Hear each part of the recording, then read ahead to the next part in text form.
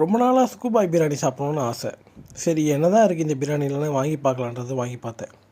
நான் பார்த்ததை உங்களுக்கு காட்ட போகிறேன். இந்த பிரியாணியை சாப்பிட்ணுன்னு நினைக்கிறவங்க இந்த வீடியோவை பார்த்துட்டு இதுக்கு மேலே இந்த பிரியாணியை வாங்கலாமா வாங்கக்கூடாதுன்றதை நீங்களே முடிவு பண்ணுங்கள். சுக்குபாய் பிரியாணி அன்பாக்சிங்.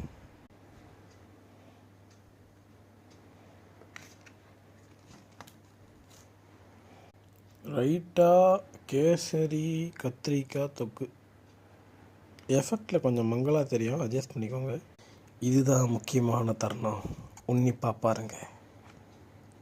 டட்டை ஜொலிக்குதா பிரியாணி.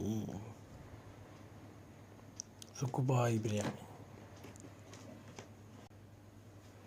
பிரியாணி ரைட்டா கேசரி கத்திரிக்காய் பச்சடி. ஓகே, 2 பேர் சாப்பிட்லாம். என்ஜாய் பண்ணுங்கள்.